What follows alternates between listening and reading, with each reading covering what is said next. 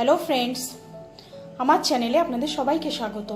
আমি আজ খুব সোজা একটা রেসিপি আপনাদের সাথে শেয়ার করব, কিন্তু সোজা হলেও এটা খুব টেস্টি খেতে। পালং শাক আমরা অনেক রকমভাবেই খেয়ে থাকি, বেগুন দিয়ে, আলু দিয়ে, পালং শাকের ঘন্ট। এটা আমি বড়ি দিয়ে আপনাদের করে দেখাবো, ভাজা বড়ি দিয়ে। তো আমার এই রান্নাটা দেখুন, দেখে ভালো লাগলে লাইক করবেন, শেয়ার করবেন, কমেন্ট করবেন। আর যারা আমার চ্যানেলটা এখনও সাবস্ক্রাইব করেননি তারা আমার চ্যানেলটা সাবস্ক্রাইব করে নিন। চলুন দেখে নিই এটা করতে আমাদের কি কি লাগছে। পালং শাকের ঘন্ট করতে আমাদের লাগছে, এখানে আমি 2 আটি পালং শাক ভালো করে ধুয়ে খুব ভালো করে কুচো করে রেখেছি। এখানে আমি অল্প একটু জিরে, মানে হাফ টিস্পুনের মতো একটু জিরে, 2টো কাঁচা লঙ্কা আর একদম অল্প একটু আদা শিলে বেটে রেখেছি। এখানে আমি বিউলির ডালের বড়ি নিয়েছি, পরিমাণ মতো নুন, আর লাগবে আমার জিরে, 2টো কাঁচা লঙ্কা মাঝখান থেকে চিড়ে রাখা আর গোটা জিরে, আর এখানে আমি নিয়েছি চালের গুঁড়ো। তো চলুন শুরু করি রান্নাটা। এখানে আমি 2 টেবিল স্পুন মতো সর্ষের তেল গরম করে নিয়েছি। এবার এই তেলে আমি ডালের বড়ি কটা ভেজে নেব।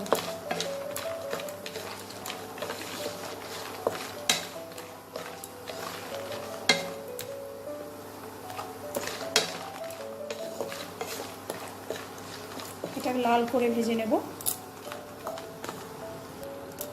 বড়িগুলো আমার ভাজা হয়ে গেছে, এগুলো আমি তুলে নেব।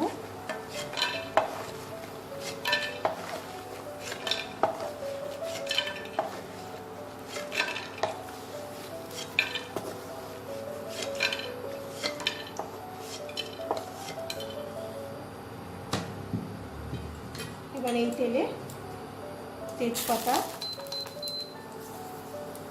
2টো কাঁচা লঙ্কা আর জিরেটা দিয়ে দেবো।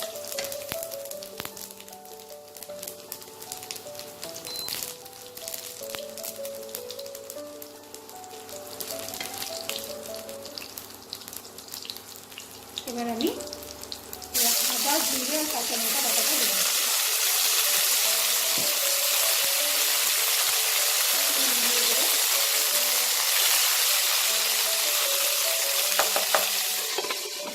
ঢেকে না দিলে বড় ছিট করছে, এটাকে ঢেকে আমি একটু কষাবো। আদাটা থেকে আমাদের একটা ভাজা ভাজা গন্ধ বেরিয়ে গেছে। এবার আমি পালং শাক কুচিটা দিয়ে দিই।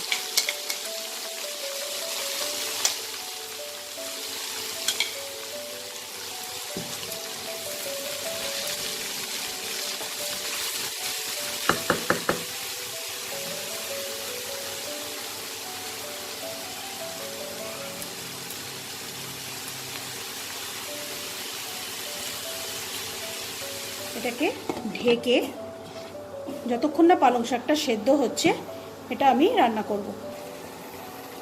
দেখুন 5 মিনিট পর আমি ঢাকাটাকে খুলে নিয়েছি।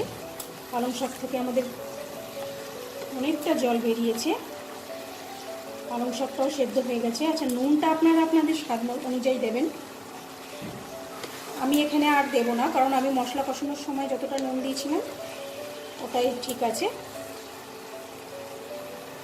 এবার এতে আমি ভেজে রাখা বড়িগুলো হাত দিয়ে গুঁড়ো করে আমি দিয়ে দিচ্ছি।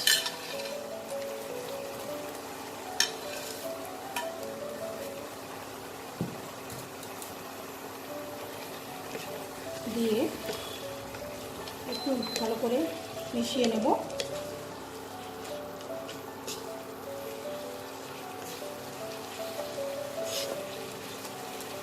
ফ্লেমটাকে একদম সিম করে দিয়ে আমি এটাকে 1 মিনিটের মতো ঢাকা দিয়ে দেবো। 1 মিনিট পর আমি ঢাকাটা খুলে নিয়েছি। এবার এতে আমি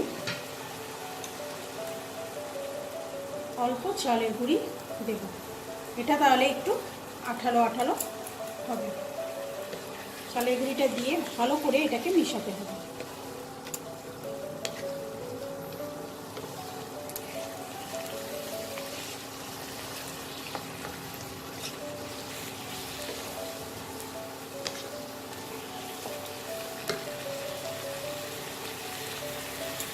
চালের গুঁড়ি লাগবে আমার। আমি দিয়ে এটাকে ভালো করে মিশিয়ে নেব।